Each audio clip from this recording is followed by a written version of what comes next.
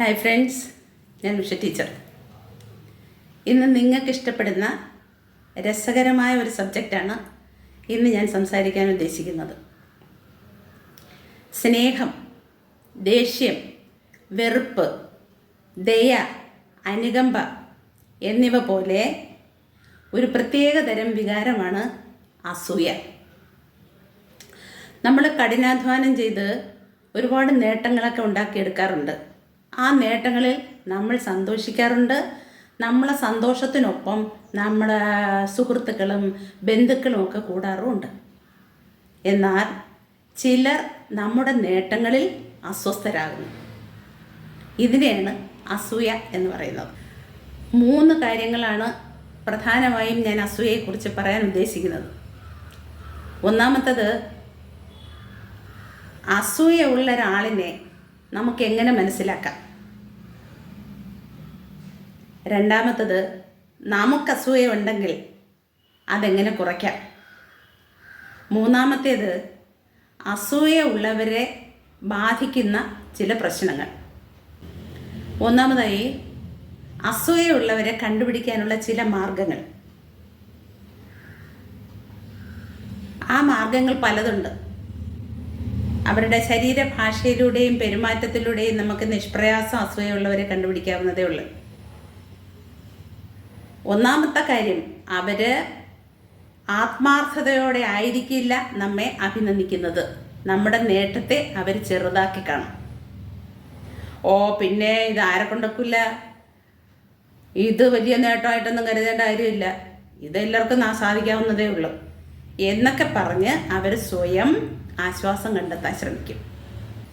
രണ്ടാമത്തെ കാര്യം, മറ്റുള്ളവർ നമ്മെ അഭിനന്ദിക്കുമ്പോൾ മാറി നിൽക്കുന്നുണ്ടെങ്കിൽ അവൻ അസൂയക്കാരനാണ് എന്ന് കരുതുക.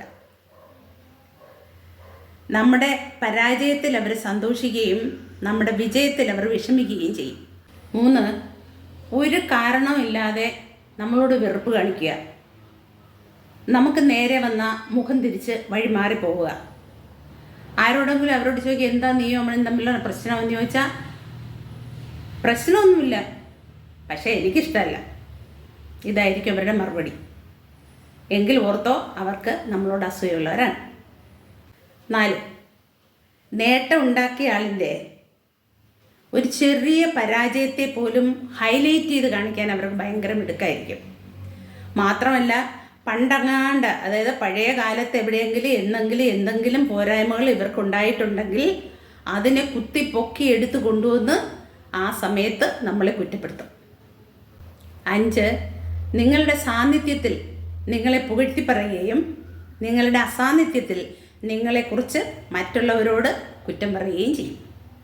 6, നിങ്ങളെക്കുറിച്ച് ആരും നല്ലത് പറയാൻ അവരനുവദിക്കില്ല. നിങ്ങളോട് വളരെ സൗഹൃദത്തിലും സ്നേഹത്തിലും കഴിയുന്ന നിങ്ങളുടെ ആത്മസുഹൃത്തിനെ പോലും നിങ്ങളെക്കുറിച്ചുള്ള കുറ്റങ്ങൾ പറഞ്ഞ് നിങ്ങളിൽ നിന്ന് അകറ്റാൻ ശ്രമിക്കും. 8, അസൂയക്കാർ പൊതുവേ ഗോസിപ്പേഴ്സ് അഥവാ പരദൂഷണം പറയാൻ ഇഷ്ടപ്പെടുന്നവരായിരിക്കും. നമുക്കൊരു അവാർഡോ ഒരു പ്രൊമോഷനോ ഒക്കെ ആയെങ്കിൽ അവർക്കത് താങ്ങാൻ പറ്റത്തില്ല. അവരുടനെ അതിൽ എന്തെങ്കിലും കുറ്റങ്ങൾ കണ്ടുപിടിക്കും. ഇത് നേരായ മാർഗത്തിൽ നേടിയതല്ല, ഇത് എങ്ങനെയോ ഒപ്പിച്ചതാണ്, പൈസ കൊടുത്ത് ഒപ്പിച്ചിട്ടുള്ളതായിരിക്കും, ഇത് എനിക്ക് കിട്ടേണ്ടിയിരുന്നതാണ്, അത് അവൻ തട്ടിയെടുത്തതാണ്, ഇങ്ങനെ കുറേ കാര്യങ്ങൾ പറഞ്ഞ് പരത്തും. ഇനി രണ്ടാമത്തെ മെയിൻ കാര്യം, നമുക്ക് അസൂയ ഉണ്ടെങ്കിൽ ആ അസൂയ എങ്ങനെ കുറയ്ക്കാം. നമ്മുടെ അസൂയ കുറയ്ക്കാൻ വേണ്ടി നമ്മൾ അറിഞ്ഞിരിക്കേണ്ട ഏറ്റവും വലിയ കാര്യം നമുക്ക് അസൂയ ഉണ്ടോ ഇല്ലേ എന്നതാണ്. അതായത് നമുക്ക് അസൂയ ഉണ്ടോ ഇല്ലയോ എന്ന തിരിച്ചറിവ്. അതെങ്ങനെ അറിയാം? ഞാൻ നേരത്തെ ഒരു 7-8 പോയിന്റ് പറഞ്ഞില്ലേ, ആ പോയിന്റുകൾ വല്ലതും നമുക്കുണ്ടോ എന്ന് നോക്കിയാൽ പോരെ. അപ്പം അതിലേതെങ്കിലും പോയിന്റ്സുകൾ നമ്മളെ ബാധിക്കുന്നതാണ്, നമുക്കും അത്തരം കാര്യങ്ങളുണ്ട് എങ്കിൽ നമ്മൾ കരുതുക നമുക്ക് അസൂയുണ്ട് മറ്റുള്ളവരോട്. അപ്പോൾ എന്ത് ചെയ്യണം? ആ അസൂയയെ നമ്മൾ കുറയ്ക്കാൻ ശ്രമിക്കണം. അപ്പോൾ ആ അസൂയെ കുറയ്ക്കാൻ ശ്രമിക്കണമെങ്കിൽ അതിലാദ്യം നമ്മൾ എന്ത് ചെയ്യണം? നമുക്ക് അസൂയുണ്ട് എന്ന് തിരിച്ചറിയണം. ഇനി നമുക്ക് അസൂയുണ്ട് എന്ന് നമ്മൾ മനസ്സിലാക്കി കഴിഞ്ഞാൽ പിന്നെ നമ്മൾ മനസ്സിലാക്കേണ്ട മറ്റൊരു കാര്യമാണ് യുണീക്ക്നെസ്. Identify uniqueness. ഞാൻ മാത്രമാണ്, നീ മാത്രമാണ്. എനിക്ക് നീയാവാനോ നിനക്ക് ഞാനാവാനോ കഴിയില്ല. എൻ്റെ കഴിവ്, എൻ്റെ ബുദ്ധി, എൻ്റെ നിറം, എൻ്റെ രക്തത്തിൻ്റെ പ്രത്യേകത, ഇത്തരം കാര്യങ്ങളൊന്നും ഒത്തിണങ്ങിയ മറ്റൊരാളുണ്ടായെന്നിരിക്കില്ല. അതിൻ്റെ അർത്ഥം എന്താ? നിങ്ങൾക്കുണ്ടാകുന്ന കഴിവ് എനിക്കുണ്ടായിരിക്കില്ല എന്നർത്ഥം. നമുക്കറിയാം മനുഷ്യരെല്ലാം വ്യത്യസ്തരാണ്. നമ്മുടെ എക്സ്റ്റേണൽ ഫീച്ചേഴ്സിൽ തന്നെ ഒരുപാട് വൈവിധ്യങ്ങൾ ഉണ്ടാക്കിയെടുക്കാൻ ഈ പ്രകൃതിക്ക് കഴിഞ്ഞിട്ടുണ്ട്. ഇത്രയും വൈവിധ്യങ്ങൾ എക്സ്റ്റേണലി ഉണ്ടാക്കിയെടുക്കാൻ കഴിയുന്ന പ്രകൃതിക്ക് നമ്മുടെ ഉള്ളിലും ഇതുപോലെ ഒരുപാട് വെറൈറ്റി ക്രിയേറ്റ് ചെയ്യാൻ കഴിഞ്ഞെന്നിരിക്കും. അത് നമ്മൾ മനസ്സിലാക്കണം. ഒരു കുടുംബത്തിലുള്ളവർ പോലും ചിന്ത കൊണ്ടും പ്രവൃത്തി കൊണ്ടും വ്യത്യസ്തരായിരിക്കും. അവർക്ക് അവരവരുടേതായ പ്രത്യേകതകളുണ്ടായിരിക്കും. അപ്പോൾ വേറൊരാളിന് കഴിവുണ്ട് എന്ന് കരുതി നമ്മൾ അസൂയപ്പെട്ടിട്ട് കാര്യമില്ല. അത് മനസ്സിലാക്കി അതിനെ ഇല്ലാതാക്കാൻ ശ്രമിക്കുക. ഇനി മൂന്നാമത്തെ കാര്യം, നമുക്ക് വേറൊരാളിനോട് അസൂയ ഉണ്ടെങ്കിൽ അയാളുടെ സ്റ്റോറി, അതായത് അയാളുടെ കഥ ഒന്ന് മനസ്സിലാക്കാൻ ശ്രമിക്കണം. ഒരാൾ നമ്മേക്കാൾ ഉയരുന്നു എങ്കിൽ നമ്മളിൽ നിന്ന് വ്യത്യസ്തമായ എന്തോ ഒരു കഥ അദ്ദേഹത്തിനുണ്ട്. ആ കഥ എന്താണ്? അദ്ദേഹത്തിൻ്റെ ദുഃഖവും ദുരിതവും കഷ്ടപ്പാടും ഒക്കെ എന്തായിരുന്നു എന്ന് നമ്മൾ മനസ്സിലാക്കിയാൽ അദ്ദേഹത്തോട് അസൂയപ്പെടുന്നതിന് പകരം നമുക്ക് അദ്ദേഹത്തോട് മതിപ്പ് തോന്നും. ഉദാഹരണം, ഒരു കുട്ടിക്ക് ഒരു റാങ്ക് കിട്ടിയെന്നിരിക്കട്ടെ. അപ്പോൾ അടുത്ത കുട്ടിക്ക് കൂടുതൽ മാർക്ക് മേടിച്ച അല്ലെങ്കിൽ റാങ്ക് മേടിച്ച കുട്ടിയുടെ അടുത്ത് ഒരു അസൂയ തോന്നാൻ സാധ്യതയുണ്ട്. പക്ഷേ അവൻ ഒന്നും മനസ്സിലാക്കുന്നില്ല.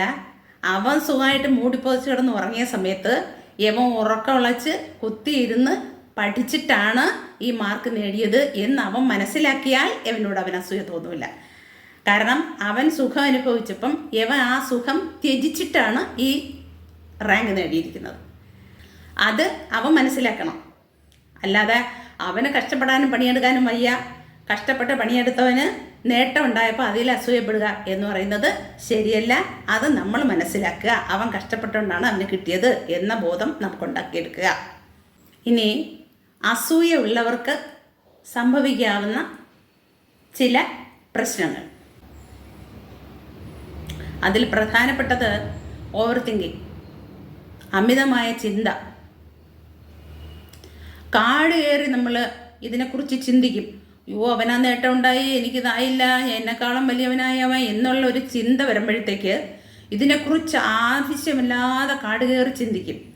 ഇങ്ങനെ ഈ കാട് കയറിയുള്ള ചിന്ത ബ്രെയിനിന് ഡാമേജ് ഉണ്ടാക്കും, മെമ്മറി ലോസ് ഉണ്ടാക്കും, ഉറക്കക്കുറവുണ്ടാക്കും. എങ്ങനെ അവനെ അതിജീവിക്കാം എന്ന ചിന്ത നമ്മൾ ഇറിറ്റേറ്റഡ് ആക്കുമ്പോൾ നമുക്ക് ഉറക്കം പോകും. മാത്രമല്ല ഊർജ്ജസ്വലമായി പ്രവർത്തിക്കാൻ, നമ്മുടെ പ്രവർത്തന മേഖലയിൽ ഊർജ്ജസ്വലതയോടെ പ്രവർത്തിക്കാൻ നമുക്ക് ഈ ഒരൊറ്റ കാര്യം കൊണ്ട് സാധിക്കാതെയും വരും. ഇനി മറ്റൊരു പ്രധാന കാരണം, അസൂയ ഉണ്ടെങ്കിൽ ഈ പറയുന്ന പ്രശ്നങ്ങളെല്ലാം നമ്മുടെ മനസ്സിനെ അലട്ടിക്കൊണ്ടിരിക്കുമ്പം നമുക്ക് വെറുപ്പ് കൂടും. വെറുപ്പ് കൂടുമ്പം നമ്മുടെ ശരീരത്തിൽ വെറുപ്പിൻ്റെ ഹോർമോൺ കൂടുകയും സന്തോഷത്തിൻ്റെ ഹോർമോൺ കുറയാനിടയാകുകയും ചെയ്യും. അപ്പോൾ അസൂയ ഇല്ലെങ്കിൽ സന്തോഷത്തിൻ്റെ ഹോർമോൺ കൂടും. നമ്മുടെ ലക്ഷ്യം എന്താ? ആത്യന്തികമായ ലക്ഷ്യം സന്തോഷത്തോടെയുള്ള ഒരു ജീവിതം. അതിനുവേണ്ടി നമ്മൾ ചെയ്യേണ്ടത്, ഇതുപോലുള്ള നേട്ടങ്ങൾ ഉണ്ടാകുമ്പം സന്തോഷിക്കുന്ന ആൾക്കാരുമായി നമ്മളും കൂടെ ചേരണം. അങ്ങനെ ചേർന്നാൽ ഈ സന്തോഷം എന്ന് പറയുന്നത് ഒരു ആനന്ദമായി മാറും. അപ്പോൾ എനിക്കൊന്നേ പറയാനുള്ളൂ, അസൂയയെ ഉപേക്ഷിക്കൂ, സന്തോഷത്തോടുകൂടി ജീവിക്കൂ. Thank you. God bless U.